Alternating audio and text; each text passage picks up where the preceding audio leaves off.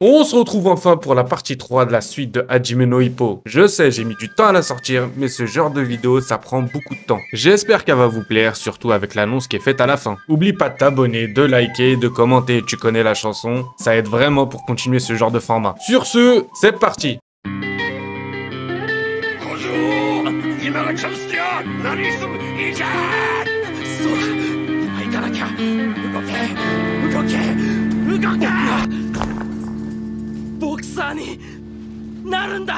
À la suite de la victoire contre Karazawa, on retrouve Ippo chez lui avec Itagaki afin qu'ils regardent ensemble le combat de Vorg diffusé à la télé. Depuis son départ aux États-Unis, Vorg n'a pas perdu de temps car il est rentré très vite dans le classement mondial où il est classé 6ème et doit affronter le 4ème pour ce combat. L'affrontement est serré au début, mais grâce à son style hybride avec lequel il peut alterner outboxer et infighter, Vorg surclasse son adversaire et le met KO. Ippo et Itagaki sont impressionnés par le niveau de leur ami et sa progression fulgurante. Ippo en est même jaloux qu'il puisse maîtriser autant ces deux styles, car cela lui laisse énormément d'alternatives durant un combat. Du point de vue d'Ippo, c'est compréhensible. Lui ne peut utiliser que le style au corps à corps, ce qui l'expose beaucoup plus qu'un boxeur technique comme Vorg. Petite parenthèse sur Vorg. Comme je l'avais expliqué dans plusieurs vidéos, lors du passage de Vorg dans l'anime, on ne l'a pas vu combattre avec son vrai style. Cette information nous est révélée dans le manga à son retour avant l'affrontement d'Ippo contre Sawamura. Lors de sa préparation avant de faire son sparring contre Ippo, Takamura et le coach expliqueront que, à l'époque où il combattait au Japon, il l'a fait à contre-nature. Ce style infighter qu'il a dû adapter de façon précoce était pour pouvoir faire carrière au Japon, car un KO c'est beaucoup plus vendeur qu'une victoire par points. Le coach Kamagawa rajoutera que s'il avait utilisé son style naturel avec lequel il est devenu champion du monde amateur, il aurait pu battre Ippo et même Date.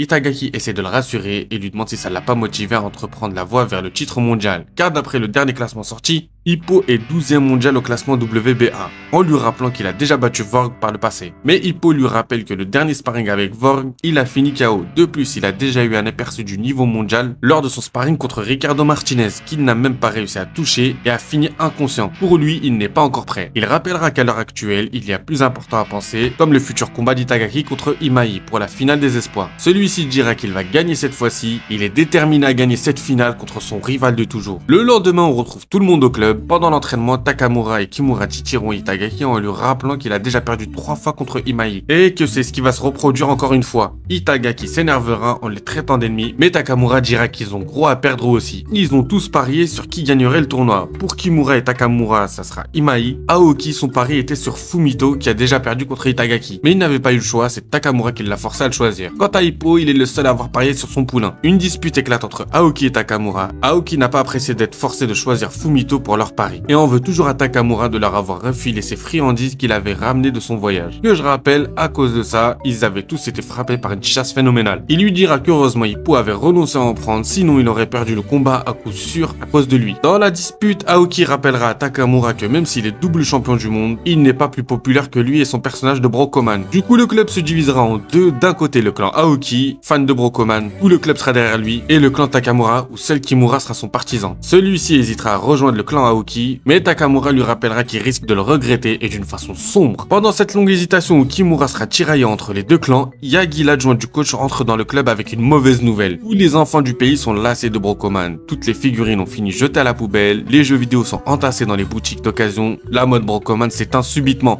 Personne ne comprend ce qui s'est passé, pourquoi cette mode se finit d'un coup. Shinoda révélera qu'une sale rumeur circule en ville, comme quoi Brokoman aurait été aperçu couvert de merde près de la salle où Ippo a livré son dernier combat. Aoki est surpris et ne comprend pas comment les gens ont pu avoir cette information. Mais d'un coup, tout s'éclaircit pour lui. Il se tourne vers Takamura, qui jouit de cette nouvelle et révèle que son plan sabotage a fonctionné. Parce que oui, lors de son voyage dans tout le pays, il a répandu cette rumeur partout où il est allé, en allant jusqu'à la rendre réelle le soir du combat d'Ippo. Aoki, en colère, le menace de l'attaquer avec tous ses partisans. Mais Takamura lui fera remarquer que le vent a tourné et que dorénavant, il est seul. Aoki, désespéré de tout ça, quittera le club en courant, échec et mat. Takamura a gagné, comme toujours. Après tout ça, on retrouve Itagaki en plein entraînement, pensant au dernier combat de son senpai contre Karazawa, et ne peut s'empêcher de se dire qu'il avait le même plan pour vaincre Imai. Mais vu le déroulement du combat et le résultat, son plan tombe à l'eau. Il confiera ses doutes à son senpai. Ippo le rassurera en lui disant qu'il ne doit pas faire attention à ce que pensent les gens. Ce qui compte vraiment, c'est ce que pense lui, qu'il doit avoir confiance en lui et s'entraîner dur pour renforcer son corps et son esprit afin de ne pas avoir de regrets. L'entraînement fini, Itagaki finira par rentrer chez lui. Une fois avec sa famille, il leur révélera le pari qui est en jeu avec son futur adversaire. Que s'il perd son combat, il devra présenter sa sœur à Imai. Ses parents étant contre au début, une fois qu'ils apprennent que Imai est le fils d'une famille très riche, leur avis changera avec des blagues bien à eux. Je peux même pas citer leurs blagues, sinon je me fais bannir à coup sûr. On a eu un aperçu dans l'anime, dans le manga, dites-vous que c'est pire. Le lendemain, après une nuit remplie de doutes pour Itagaki, on le retrouve prêt à faire un sparring contre son senpai. Tous les membres du club sont là pour y assister et dès le début du combat, tout le monde est impressionné par la progression d'Itagaki. Le sparring ne dure que un round mais sera de haute intensité. Aucun des deux ne réussira vraiment à toucher l'autre. Après le sparring, Hippo semble bizarre et ira s'isoler tout seul sur le toit du club. Il sera rejoint par Takamura qui est le seul à avoir remarqué une chose et comprendra pourquoi Hippo est parti s'isoler. Il a compris que la stratégie prévue par Itagaki ne fonctionnera pas sur Imai et ajoutera que si le combat aurait duré un round de plus, Hippo aurait mis KO son Kouai sans problème. Il lui dira de révéler cette information à son élève mais Hippo refusera ayant peur de le perturber. Takamura insistera et lui dira que s'il ne dit rien, il envoie son élève à l'abattoir. Au même moment, Itagaki les avait rejoints et a tout entendu en leur demandant de lui révéler ce qu'ils savent. Takamura ne se fera pas prier et lui expliquera son plus gros défaut. Le style d'Itagaki est beaucoup trop prévisible malgré son sens inné pour la boxe, sa super vitesse et ses super réflexes. Il lui dira que son style sort tout droit d'un manuel de boxe, ce qui le rend prévisible sur plusieurs coups à l'avance. Et on le remarque durant son sparring contre Hippo, il arrivait à prévoir tous les coups sans difficulté. Pour un cogneur comme Hippo et Imai, c'est du pain béni. Itagaki sera ravagé par cette information et remettra tout en question. Ne sachant plus quoi faire, sa seule alternative en étant aussi près de la date du combat serait d'aller au corps à corps contre Imai. Mais la différence de puissance est beaucoup trop grande, il se ferait exploser. À la suite de ça, il passera sa semaine à s'entraîner en silence, plongé dans ses pensées jusqu'au jour du combat. Nous sommes le jour J, Itagaki est rejoint dans le vestiaire par ses amis qui l'encourageront avant d'aller prendre place dans les gradins. Même Takamura va l'encourager en traçant une ligne invisible au sol où d'un côté il y aura Aoki et Kimura et de l'autre côté lui et Hippo, en disant à Itagaki c'est à lui de choisir de quel côté il veut aller. Ça fait référence au fait que lui et Hippo ont remporté leur tournoi des espoirs, quant à Kimura et Aoki, eux l'ont perdu. Les deux boxeurs se concentrent et sont prêts à en découdre. Le club Kamogawa est impatient de savoir quelle stratégie va adopter leur poulain. Il y a du monde pour ce combat, même Miyata est venu y assister, qui sera rejoint par Takamura.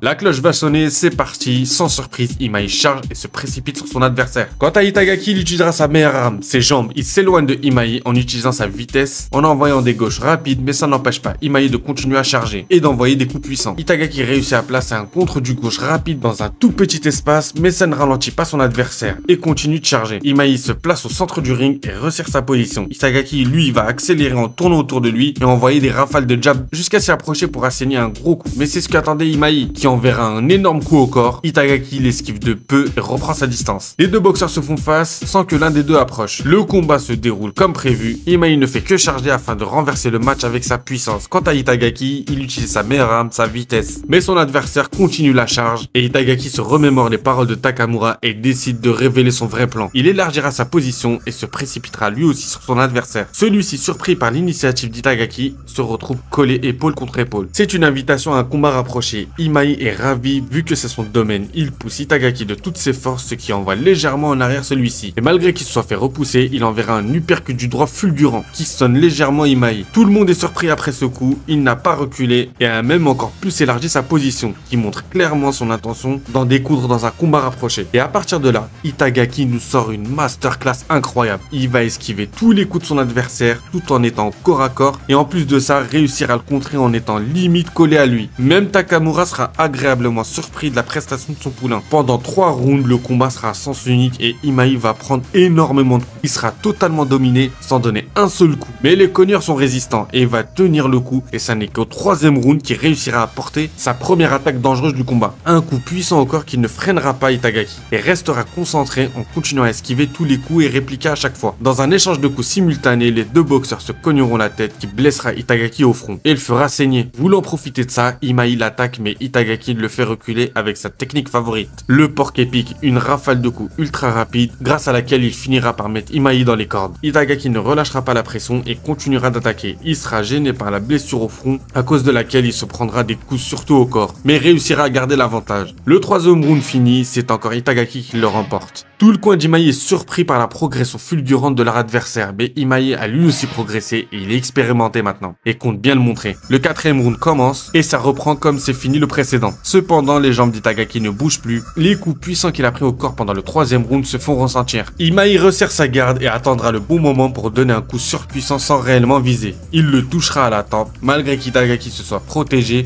le coup l'atteindra quand même. Mais il restera concentré et ne cessera d'attaquer. Imai continue d'envoyer des coups puissants et amples avec tout le poids de son corps sans réellement viser, en espérant juste toucher à l'endroit qui mettra KO son adversaire. Une stratégie simple, mais elle devient extrêmement efficace lorsqu'elle est utilisée par un cogneur puissant comme lui. Malgré ça, Itagaki continuera à répliquer et Imai réalise que son adversaire de toujours n'est plus comme à l'époque. Là, il fait face à un vrai pro, avec une détermination sans faille. Le combat continue et un échange de coups commence. C'est un duel où la détermination est mise à l'épreuve. Le premier qui craquera gagnera le combat. On peut s'attendre à ce que ce soit Imai qui a l'avantage dans cet échange, mais Itagaki réussit à envoyer plus de coups. Il arrive même à placer des contres puissants à son adversaire. De plus, il a l'avantage au point. Imai le sait et cherche le KO à tout prix pour remporter le combat. L'échange se poursuit, mais malgré ça, Itagaki prend de plus en plus de coups. La différence de puissance fait basculer le match en faveur d'Imai et Itagaki pendant 2 rounds entiers va encaisser des coups surpuissants au point que dans le dernier round, il va arriver inconscient dans le coin. Il aura réussi à rendre quelques coups à Imai, mais c'était pas assez. Malgré l'avance au point, c'est Itagaki qui est dans un sale état. L'arbitre viendra évaluer son état dans le coin et décidera d'arrêter le combat pour ne pas prendre de risques. Malgré son avance au point, il est complètement inconscient et ne répond même plus à Shinoda. À ce moment-là, Ippo arrive en courant près du ring en criant son nom, ce qui fera réagir Itagaki sans parler, juste avec un regard plein de détermination, très significatif que Itagaki comprendra. Ce regard qui dit « n'abandonne pas ». Ippo redonne confiance à son Kouai qui se lève dans le coin et prend une posture de gagnant pour montrer à l'arbitre qu'il peut encore combattre. Le dernier round commence, l'échange de coups reprend, Itagaki touche le premier, mais Imai réplique avec un coup au corps dévastateur. Les deux boxeurs vont s'envoyer des coups les uns après les autres, mais comme depuis les 3 rounds précédents, Imai prend l'avantage avec sa puissance. Il réussira à placer des crochets du droit qui font tomber Itagaki. Imai pensant que le combat est enfin gagné et que son adversaire ne se relèvera plus, celui-ci lui montrera qu'il a tort. Comme Takamura expliquera à Miyata, au club Kamogawa, on apprend à ne pas abandonner. Itagaki montrera qu'il s'est entraîné dur avec de vrais pros qui n'abandonnent jamais. Ils lui ont appris ce qu'était la détermination et de combattre avec fierté. Le combat reprend, il ne reste plus que quelques secondes, Itagaki monte sa garde pour encaisser le moins de coups possible, mais Imai cherche à en finir. C'est l'occasion pour lui de le mettre KO, il mettra une feinte du gauche et enverra une droite bien placée, c'en est fini d'Itagaki. Il se reprend en rassemblant ses dernières forces et envoie son attaque spéciale,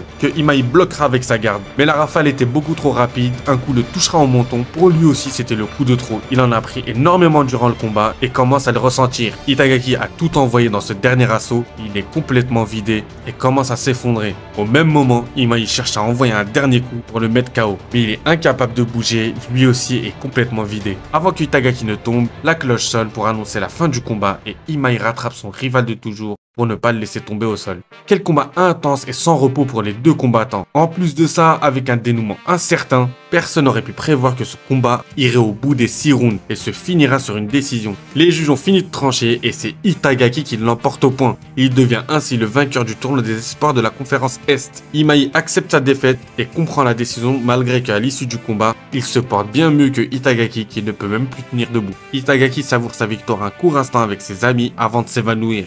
Il sera immédiatement emmené au vestiaire pour évaluer son état et rejoint par tout le club. Il reprendra conscience pour remercier son senpai qui l'a encouragé lorsqu'il est venu près du ring. Sans avoir dit un seul mot comme je vous l'ai dit plus tôt, il a compris le regard de son senpai qui voulait dire « n'abandonne pas ». Après ça, il sera emmené à l'hôpital vu son état. Quant à Aoki et Kimura reprocheront à Ippo d'avoir poussé son élève à retourner au combat alors qu'on aurait dit un mourant. Mais Takamura relèvera qu'il a quand même gagné et qu'il avait l'air heureux. La cérémonie du tournoi se clôture avec la remise des prix sans la présence d'Itagaki, qui aura la récompense du meilleur boxeur parmi toutes les catégories du tournoi. Son club et son senpai seront fiers de lui. Après la cérémonie, le club se retrouve à l'extérieur. Ippo dira à son coach que le niveau était très élevé pour un tournoi des espoirs. Le coach Kamogawa rappellera que ce sont des potentiels futurs adversaires et qu'il devrait se préparer à cette éventualité. De plus, si Itagaki devient champion des espoirs, en l'emportant contre le vainqueur de la conférence Ouest, il sera classé 10e national. Ippo se dit que le vainqueur de l'autre conférence doit être sacrément fort aussi. À ce moment-là, Sendo fait son apparition en disant qu'il n'a rien d'exceptionnel. Ippo, surpris qu'il soit là aussi loin de chez lui, demandera ce qu'il fait ici. Il dira qu'il est venu aider une mauviette à analyser son futur adversaire.